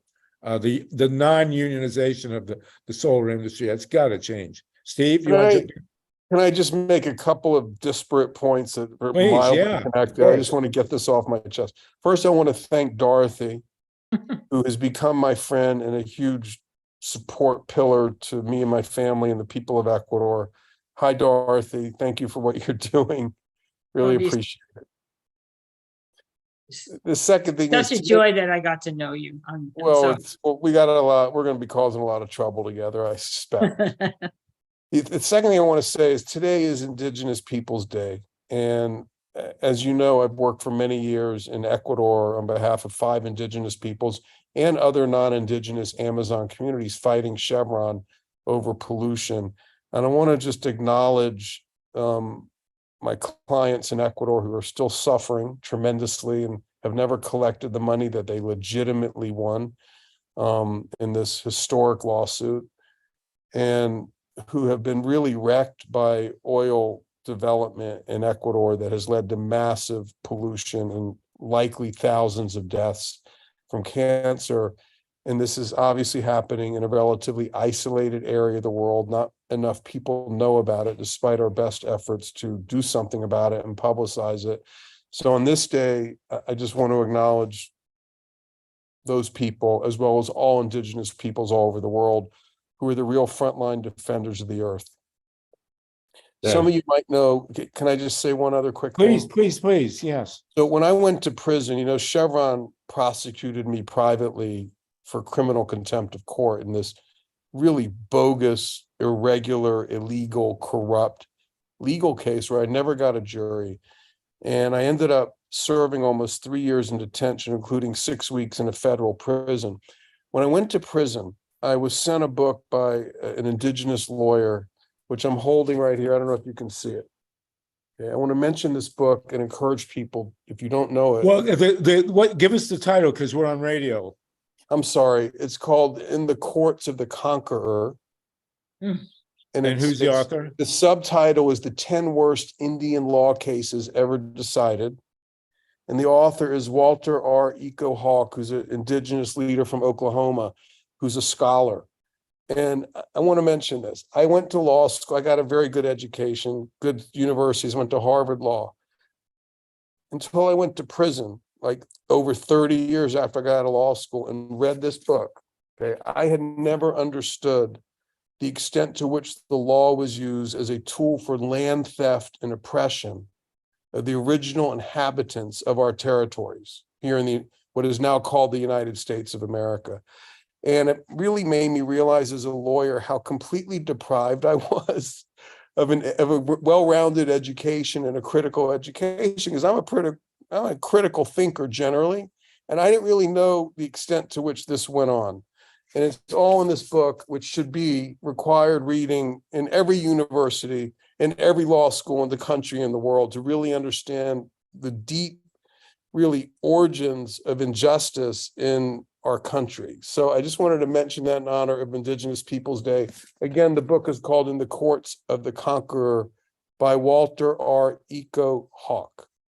Fantastic. Thank you for that, Matt. We still have 55 people on with us after almost 2 hours. Steve, Aaron, Dorothy, Tatanka, it's great to have you on. This is a fantastic gathering here. We are, of course, praying for peace in the Middle East and in the Ukraine. Thankful there are no nuclear plants in Israel, but there are in my 2 cents worth is that Zaporizhzhia really needs to be taken over by the UN or some global body before we have another nightmare.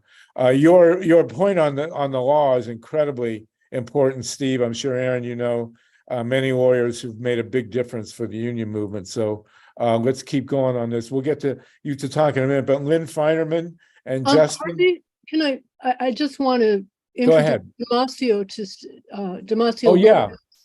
To Stephen Donziger and Aaron. Yes, and Damasio, there has been a film made about you, Steve. It's an old one. I don't know if you want to recommend it to Damasio for the Uranium Film Festival. It's something to consider. And if Dave Saltman and I can ever get it together, we'll get a film out about you as well. Lynn Feinerman, a great radio host and regular with us, quite a brilliant woman. Lynn, do you want to chime in here? Thank you, Harvey. Those are very kind words. I would like to say, first of all, Steve, a longtime big admirer, a small supporter, not able to be a big one.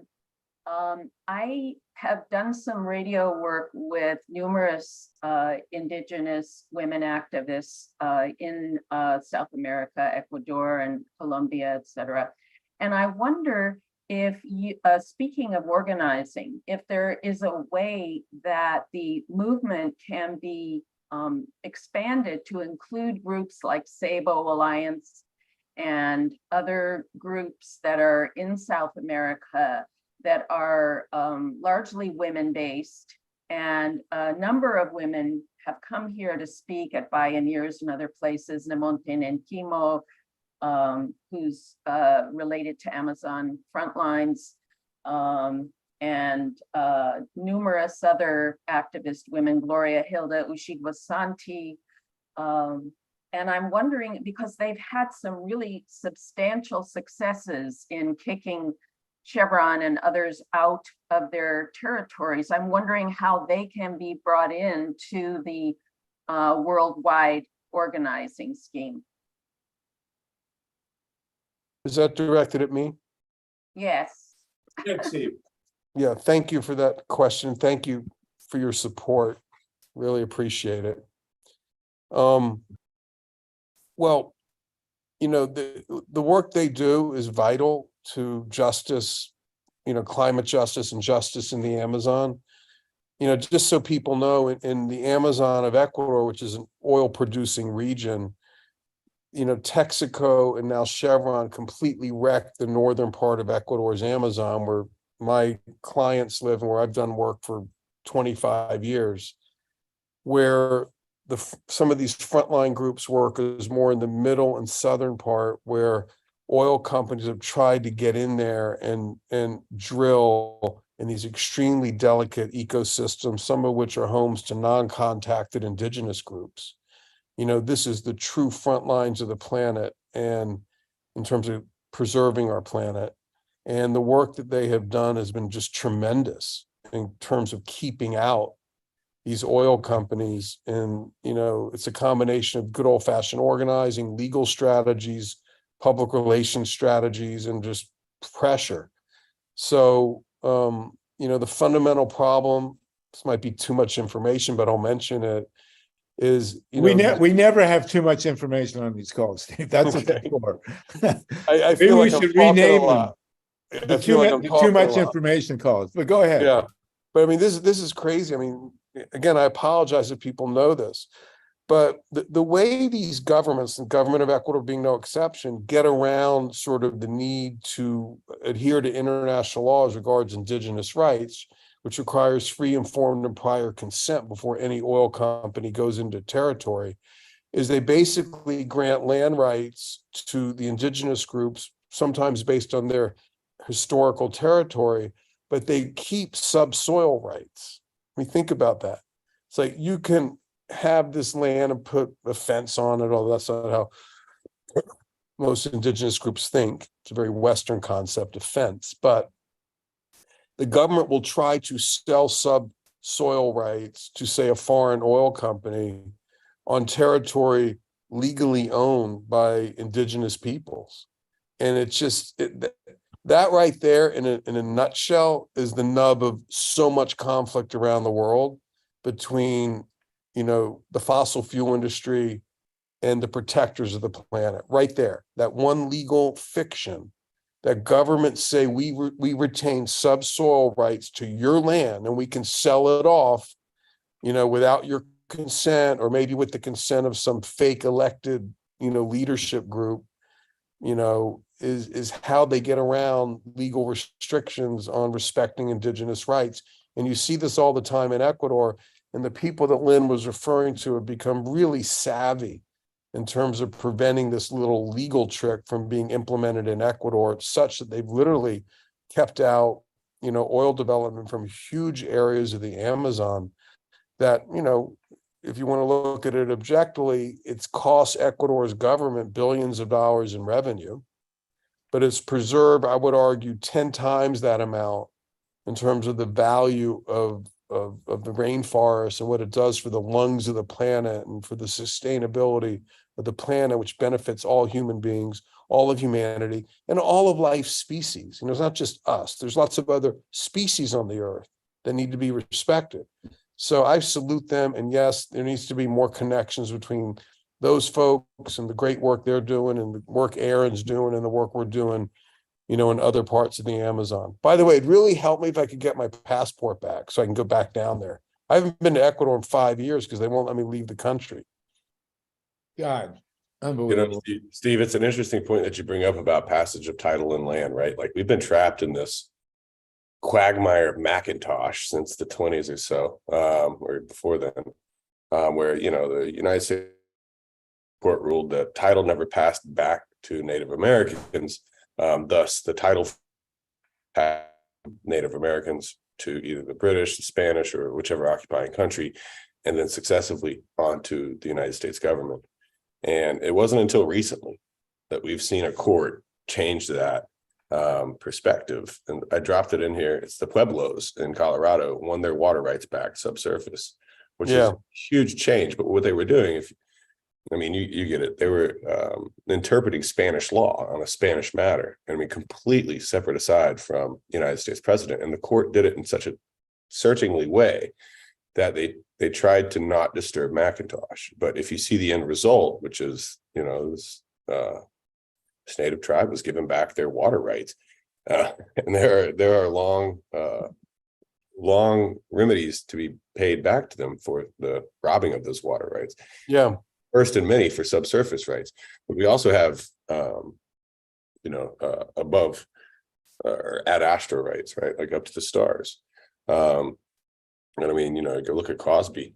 I mean, it's pretty historic when you think about the impact that we have as a country on Native American lands, and we just try to find and rationalize these little deflections to, well, you know, it would be a taking, but we're not killing your chickens with sonic booms. Or it would be subsurface mining, but we're drilling sideways. See, so that's completely legitimate. Okay. And you go down to Ecuador, and I mean, you're probably the most familiar person here, but the amount of trickery that, you know, all the corporate interests got involved with to just end run those little villages in Indiano law, which completely prohibited them being there in the first place until the national government stepped in. Is just atrocious, and they wouldn't have been able to do so without mega funding in the coordination of multiple governments, not just one. Right. And I mean, you know, a lot of times people just kind of write this story off as, hey, it's you know, big business versus the little man. But that's not just what's happening down there in Ecuador. You have genetic mutation that's going on, right? You have pockets of petroleum chemicals that are never going to leave. There is no, you know, remedial effort in terms of real lasting impact to the environment being done. And I mean, it's disgusting. It's disgusting to have an American government, right, that backs this corporate interest. You took on, you rightfully beat the hell out of them. And then they got so sour, right, that their successor in interest came up here and got you on a contempt just to play the, you know, who has a law license game. Well, they and it's thuggery basically and thievery. It's a terrible combination. I can say, I got to say we're at I'm fucking disgusted that they did that to Steve. It's disgusting that they didn't allow him to have a defense. There was no notice and opportunity to really be heard. It was more of a contempt hearing, and that's it. Well, we have mentioned previously on this show also Leonard Peltier, this being Indigenous Peoples Day. It's insane what's happening with him, and and Julian Assange as well. Steve's right up there in that triumvirate. I hope that's a doobie you're smoking. We don't allow cigarettes on the show here. So okay, well, thank you for that, Aaron. I want to go to Justin. Justin's always got something smart to say. Tatanka's had his hand up before Justin. Oh, okay. Tatanka, go for it, bro. Thank you. God, I've got about, you know, a whole handful of things now, but very quickly I'll do them. We need to, back to before this discussion, we need to reframe the energy issue as also a peace and war issue. It has everything to do with full spectrum dominance, and we need a life economy and life culture, which the indigenous people of South America have orchestrated a lot of that conversation, and it has to involve labor. So the Silkwood story, Karen Silkwood, is a labor story. You know, people don't even think of it that way. She was a labor organizer with the oil, chemical, and atomic workers. And she was assassinated, not for getting information out about radiation. I think that was getting out, but because when she was on her way to the New York Times reporter, she was talking about fissile material going from Kerr-McGee to Israel and to Iran. That was the story that didn't get out. To the labor with IBEW and with the solar industry, in the work that Romero Institute was doing to get the first bill passed, which we did around electricity in California. It involved IBEW behind the scenes working with environmentalists, and we had a plan to transition with the top IBEW labor or leadership, because they just had an election of a new president there that came into Sacramento, and we've been working with the people who are life friends with his, to transition and to propose to the employers something we thought was possible, to transition to career jobs in solar. This was also sabotaged by Newsom getting in bed with the utility companies and, pushing to reopen, because he reopened Diablo Canyon after the shutdown, which I live 15 miles from it. So Linda Seeley and I and Harvey and others are brainstorming about the next stage, because we don't want that to open. Okay, Steve, thank you for that book. I'm probably, along with you, one of the few people that know about the book, because I work with Danny Sheehan, right? So yeah, I heard about it from Danny and Sarah. Otherwise, I wouldn't know about it. I also just heard from Danny about over the weekend that within, I think, 3 days of handing his RICO lawsuit over to Rob Bonta, Attorney General in California, to hold the oil companies in California responsible for their mayhem and death and thievery and all that. And as you know, it's a way of piercing the corporate veil and holding board members responsible and holding stockholders responsible, a lot of parties responsible. So there's a lot of research done on this. Within about 3 days, he got his call from the top oil company, who he hasn't spoken with yet in California. So just to let people know about that. Well, the critical thing we're doing now in California, Tatanka, if I can jump in, the Diablo Canyon Nuclear Unit 1 is currently shut for their periodic refueling. And Newsom has stabbed us in the back on the deal that was cut in 2016 to shut those reactors. And this is our window of opportunity. It's easier to keep a reactor shut than to shut one that's open. And so the Mothers for Peace, we are all flat out trying to get whatever legal, regulatory, and political relief we can get to keep this reactor shut. It's insane. It's embrittled, it's cracked, it's surrounded by earthquakes. When earthquake faults, when people say, are you for and against nuclear power? The right answer is, well, which reactors are you talking about? And these two in California are the very worst. And this fight in California to keep Diablo on target with the deal that was cut, and we had a deal that the unions signed off on to shut these two reactors. And the nuclear industry, we're seeing more and more now how important the military aspect is of atomic power. This push to keep Diablo open makes absolutely no economic sense, even for the utility company. It's all military. And so that's where we're at with this. Steve was in California, got his ears full of this, but this is the big deal. Tatanka, go ahead. Yeah, just a couple more things. While I'm on the call with you, Steve, did you send that email to Sarah yet? Sarah Nelson, R.E. Danny. If you did, I'll bug her. If you didn't, I'll bug you. I didn't send it, but please tell her we need to get back. Okay. All right. And also, I mean, the Danny Sheehan, in my opinion, is one of the greatest lawyers in American history. Well, you know what you and he hold in common. You really have to think. You have to think like an organizer, and especially in law today, with the way the Supreme Court is, you have to team up with organizers, or else you can't really get anything done. And you have that in common, and you're really doing a great job on that. Well, thank you. But it's why they disbarred me, right? And I'll tell you. I know. They want the way they educate lawyers is in America is they want you to, if you don't stay within the four corners of the law, okay, They don't Yeah, I want to be in the profession. Go ahead. I'm sorry. Yeah. Well, you But and it's- Michael it's the Cohen law- have, you it's and the Michael law Cohen as they have something see in it. common. What? It's the law as they see it. There The are law as some they laws see it. that are legitimate laws that they really don't want to have applied, like say, one man, one vote. That And, one, and to that, and the other point I was going to make, Aaron, thank you. Yes, the creativity that lawyers can exhibit. I mean, I saw this first up because I was honored to be a part of negotiations with the UFW, and there was just Cesar Chavez, Dolores Huerta, myself, and Jerry Cohen. Jerry Cohen was so friggin' creative. Oh my gosh, the things he did were I mean, it blew my mind. But it's because he didn't think, as coming out of UC Berkeley or out of Harvard, he was on the strike, he was on the line, he was doing the boycotting.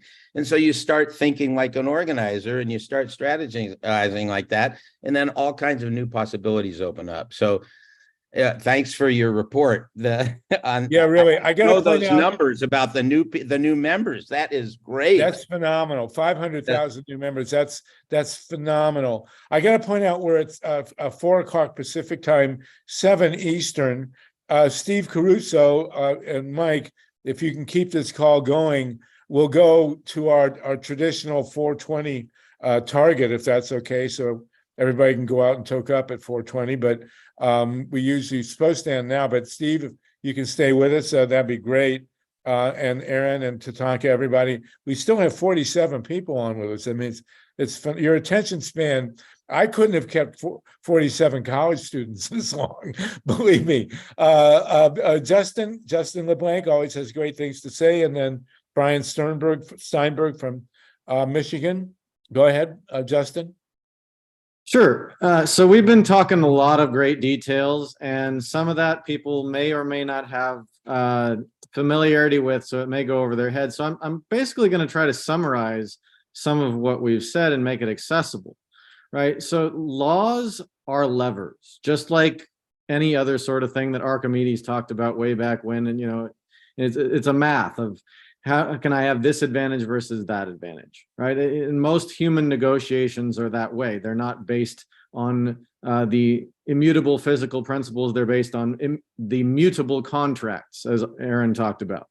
And so what I want to say is, let's take things from a creative perspective of, you talk about hidden rights of things. Well, first off, back in the late 1800s, early 1900s, progressive era, no laws existed for the protection of those workers who were organizing.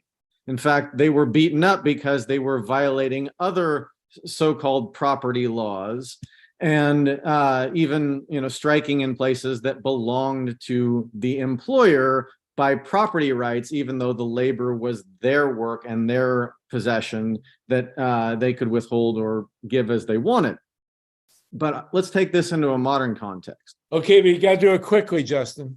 30 seconds. Good. Don't actually hold a strike in the parking lot of the retail store. Hold a tailgate party for your sports team. And Justin, then I love the way you think, man. This is exactly what I do to bosses that piss us off. We go cook them and their neighbors breakfast, and we sit out there all morning. Good for you. Good for you, Justin. Good for you too. Thank you for that. And Brian Steinberg, are you in Ann Arbor? Brian, are you in? Yeah, I just wanted to do a quick report. There's something really, a lot of stuff we talked about is really happening in Michigan too, on probably a little micro level. One big thing is we are trying to de-Custer Michigan. There is a Custer statue in Monroe, Michigan, right downtown. There's actually, if you read about it, look up Wikipedia, Custer statue. We're trying to get his name off of a park there. So Indigenous Day, let's talk about de-Custer, not custard, de-Custering I like Michigan. that. And I'm part of a movement who's trying to do that locally. I have actually stood and spoken on that statue. Oh, so, okay. So okay. Because Monroe, Michigan, as you Look know, at that. Monroe, Michigan is the home of the Fermi nuclear plant, which Okay, yeah. partially blew up in 1966. But I will caution you that that statue, because it's near the nuke, is highly radioactive, and I wouldn't spend much time there. Okay, Okay, so real that's the quickly thing. then. The other thing is we are now in Ann Arbor, Michigan, where I live. We're working really toward doing community energy. We're trying to get off DTE. And I can just tell you personally, we had so many power outages. And this is Ann Arbor. If we're in Detroit, power outages last 2 to 3 times longer because it's Detroit. They don't give a shit about Detroit. This is like suburban witch Ann Arbor. They last forever. I've thrown out my refrigerator's contents 2 times already and got rid of my Costco membership because bulk food doesn't make sense in Michigan anymore because you can't freeze food because you can't keep your food fresh because a 2-3 day blackout. That's it. CDC says it's 2 days. So we're looking on consumer energy. And also I'm part of a group now that's trying to get power, like these smaller Blue Eddy power packs to Detroit vulnerable communities for power outages. So I thought you got to look at what this utility in Vermont is doing. Yeah, I know. So that's why it's really fascinating. Big deal. We're looking to do grant monies to give temporary power to seniors who can shelter in place during a power outage, electric blankets for the winter. So it's like really becoming dire now in Michigan, the grid or the whatever. DTE really sucks, and we're finally seeing some traction to go after them. And well, you need to get Michigan-made batteries in the basements of every home in Michigan.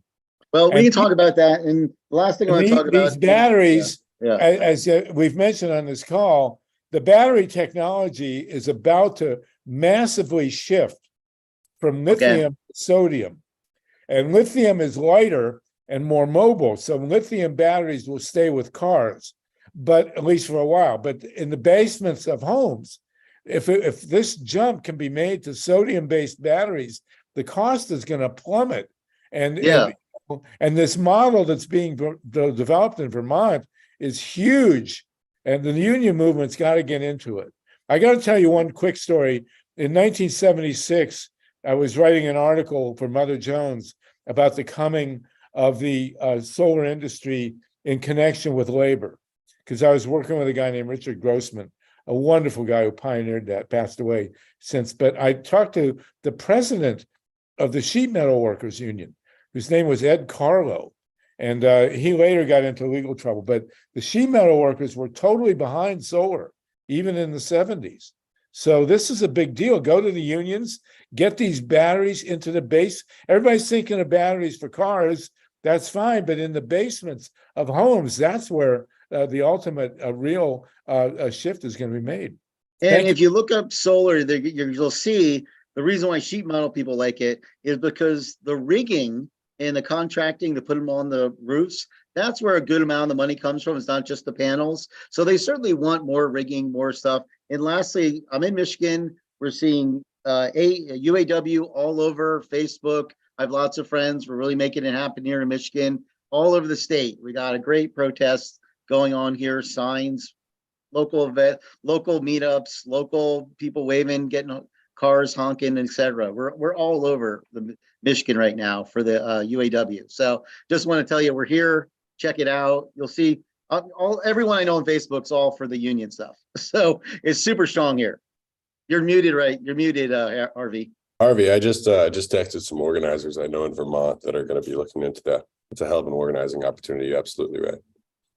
Oh, I was muted. Anyway, did you hear anything I said about the batteries? Oh, well, I think the key with the UAW, everybody knows batteries are going to change the world. And if there's this transition from lithium to sodium in batteries, the sodium is going to be too heavy for cars, but the lithium is too expensive for the homes. But if this transition is made to sodium-based batteries, and you follow the Vermont model, which I've seen on today's New York Times, and have the utilities start putting batteries in every basement, you can take down the wires, for God's sakes. And what prompted this, especially in Vermont, was that this wave of storms that they just had, and the utilities are looking at having to rewire. They don't have to rewire if you put batteries in the basement. And not accidentally, the head of the Vermont utility that's going to do this is a woman. And, not accidentally, the prime minister who put Germany towards zero nuclear plants is also a woman. So we're talking about Indigenous Peoples Day. We can also talk about what I consider, just throwing this in the middle, the biggest power transition in the history of the human race is now going on, and it's the shift of power from men to women. And that's what's really happening as well. So that's why the men are also freaked out, and why you wind up with a macho idiot like Donald Trump. So, Brian, thanks for that. Keep it up in Ann Arbor. Great to have you with us. And speaking of women in power, let's go to Wendy Lederman. Go ahead, Wendy. And Steve, thank you for sticking with us. Let us know if you got to go home. But a group like this, you do not turn down. This is just phenomenal to be with all these great people. Go ahead, Wendy. Thank you. And I can stay as well if you need to keep us going. Yeah, and I was actually thinking of the point you made about women. Carolina had to hop off, and I think we lost Donziger too, and he was having a little trouble logging in. So I don't know if he'll be back on, but I wanted to give a shout out to her because she's not only from Ecuador, but also heavily involved in the the labor movement. So maybe Lynn might want to connect with her. Stephen was very happy to meet her last time. You brought Aaron with us, so you're connected to us. So you're connected, Aaron, right? Yeah, no, what Wendy's saying is that Carolina is also an organizer for the United Teachers of Dade and is actively fighting Ron DeSantis and his crazy stuff. Okay, yeah, good. and all the healthcare, like she's major with healthcare, and I met Aaron through Carolina. They're Teamsters together. So just 2 quick points that I was going to bring up with Stephen, but definitely worth bringing up. I wanted to ask him again his take on the constitutional amendments, because that's how Ecuador won their last victory. And that's something that is, I think, a really big tool that can be used not only for labor to create more jobs, but also just leverage and getting out the vote, and just part of the puzzle. And I did want to mention the child labor laws that are being stripped right now. Oh, I yeah, can't remember. I did want, yeah. Thank you. I can't remember. There's one other state. It's a Midwestern state. I can't remember which that was lowering its protections, but now Florida is following suit. There's a bill. I thought it had passed. Iowa. Thank you, Dorothy. Yeah, so Florida right now wants to strip a century-old labor protection for kids. They want to let 16 and 17-year-olds, maybe just 17-year-olds, work past 11 o'clock and beyond 8 hours on school nights and beyond 30 hours a week during the school year. And to say that it's to like help the families reach their financial goals and create opportunities, but really it's to compensate for all the immigration reforms and all the migrant workers that they're losing, and they have nobody to do the work. And also Purdue and Tyson are under investigation right now because, you know, with factory farms, journalists and reporters, cameras are not allowed in to see how the animals are treated and what goes on in these factory farms. So nobody knows that there's little children working there in like crazy conditions. So there's an investigation right now. But yeah, our crackdown on the immigrants are now turning to this stripping of child labor laws, which is just ironic because we're trying to pass an abortion amendment to protect abortion rights. And yet they care so much about children that, you know, I'll let that speak for itself. Thank you. Yeah, really. Well, they're worried about their labor force. Having grown up, Aaron, I worked one of my earliest jobs for an employer that wanted me to stay till 2 a.m. My dad was the Central Labor Council president for the AFL-CIO. So the second night it occurred, he called me up there and he said, "What are you doing past 11?" I said, "I'm working like my boss told me to." I can't say it because I guess we're on the Progressive Network, so I can't say exactly what he said, but he said basically, hand your boss the phone. And I was home for 5 minutes. He started to file a FLSA complaint in an unfair labor practice. And that's when I found out that it doesn't really matter how much leverage the boss thinks he has above you economically. At the end of the day, there are laws put in place to protect you. It's sad to see that Florida is going to go the route of a few other states that are trying to remove the basic social safety nets to prevent, kids from losing their legs at the age of 6. Oh, God, horrible. Dorothy, then MYLA? And, they're having these kids work overnight shifts, cleaning, very dangerous equipment and using very dangerous chemicals. And one of them got a lot of coverage in the New York Times about it. While we're talking about lawyers, I just want to give a shout out to another lawyer who got railroaded, and that was Lynn Stewart, who defended the Blind Sheik and a bunch of other. Her specialty was defending, people who were accused of crimes who didn't have money to pay for a lawyer. And she was an incredible woman. I had the pleasure of meeting her. And when they sentenced her for 2 years on a bogus charge of communicating with the Blind Sheik or communicating something he gave her to give to somebody. And she said, oh, 2 years, I can do that standing on my head. They resentenced her to 10 years and she came very close to dying. They let her on compassionate release just before she's about to die of cancer. And so horrific. Unbelievable. Unbelievable. MYLA? Hi. Well, I just wanted to say that Demasio Lopez had to leave us. He had hoped to have a few more words before he had to leave. But I wanted to make sure, I don't think that he was on when Dennis was on, and I'm sharing right now some of his work. Not only has he been working on the Uranium Film Festival, but he's also a tremendous organizer working on banning uranium weapons. And he's been working on this issue since the 1990s. And well, we'll have him back. Yes, we'll absolutely have him back. Thank you for that. And let's see, I want to close this now. And but I'm sorry, I'm confused because I'm working, okay, trying to see what I'm showing you. But anyway, yes, I'm so glad that he was able to come, and also that ANNA RONDON was able to join us. Yes, thank you for bringing us such great people, and we will definitely have them back. We still have 42 people with us, right. And we're approaching.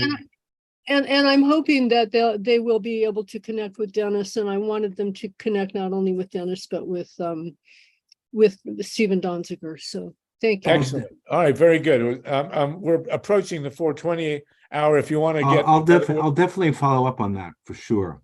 Oh, Dennis, you're still with us. That's great. I'm still with you. Absolutely.